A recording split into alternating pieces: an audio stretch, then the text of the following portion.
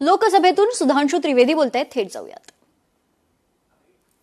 जमींदोज हो जाना चाहिए और इसके लिए 2024 के एक्ट के सेक्शन 11 के सबसेक्शन 2 में यह स्पष्ट किया गया है कि यदि कोई संगठित पेपर लीक करता है तो 1 करोड़ रुपए से उसको आर्थिक दंड को 10 करोड़ रुपए किया गया है.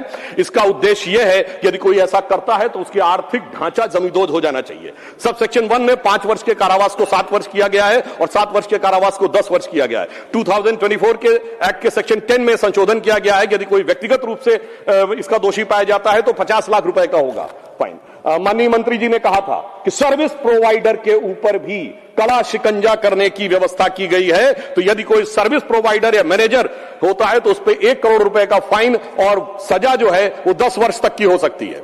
परंतु मैं कहना चाहता हूं सभापति महोदय, कानून कितना भी कठोर हो वो तब तक प्रभावी नहीं हो सकता जब तक जांच द्रुत गति से ना हो. तो इसमें यह प्रावधान किया गया है 2024 के एक्ट के सेक्शन 12 में, सेक्शन 12 और बी, ए एंड बी दो नए संशोधन किए गए हैं जिससे जांच एजेंसी को 2 महीने के अंदर ही अपनी जांच पूरी करनी है. और पहले प्रावधान यह था कि केवल सेंट्रल एजेंसीज करेंगी. अब स्टेट्स को इंपावर किया है कि वो चाहे तो स्पेशल टास्क फोर्स अपनी बना सकते हैं और उसे भी 2 महीने के अंदर जांच देनी होगी.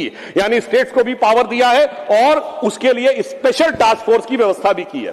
परंतु सभापति महोदय, जांच कितनी भी द्रुत गति से हो, जब तक न्याय द्रुत गति से ना हो तो भी समस्या होती है. तो इसमें यह व्यवस्था की गई है. सेक्शन 12 में यह प्रावधान किया गया है कि स्पेशल ट्रैक कोर्ट बनेंगे, फास्ट ट्रैक कोर्ट बनेंगे जो डे टू डे बेसिस के ऊपर हियरिंग करेंगे और इसके लिए कोई भी राज्य या केंद्र शासित राज्य या प्रदेश उच्च न्यायालय के मुख्य न्यायाधीश की अनुशंसा के ऊपर डेजिग्नेटेड कोर्ट का गठन कर सकेगा.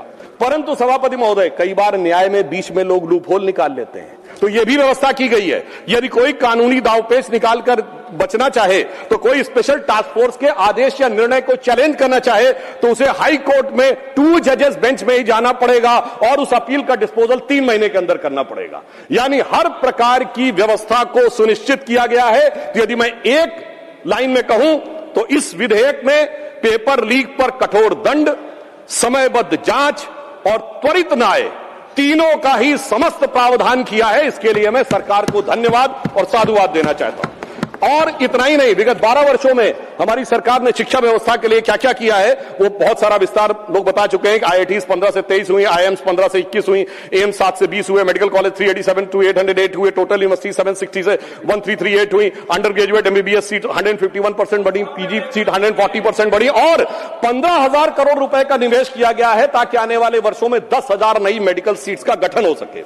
सरकार ने 50,000 करोड़ रुपए का निवेश 2023 में अनुसंधान रिसर्च फाउंडेशन के लिए किया है और यह भी व्यवस्था की है कि 6,000 हमारे जो कॉलेज है 6,300 संस्थाओं में वन नेशन वन पोर्टल, ताकि इंटरनेशनल जो हमारे जर्नल्स होते हैं वो फ्री में अवेलेबल हो. 13,000 टॉप जर्नल्स आप कोई भी बच्चा जाके वहां से डाउनलोड कर सकता है. और इतना ही नहीं है सभापति महोदय, विगत 12 वर्षों में क्यूएस वर्ल्ड रैंकिंग में, जहां 2014 से पहले हमारे संस्थानों की संख्या सिंगल डिजिट में थी, आज 54 इंस्टीट्यूट हमारे ऐसे हैं जो क्यूएस वर्ल्ड रैंकिंग के ऊपर जिनकी. लोकशाही मराठी ऐका, पहा, जागरूक रहा.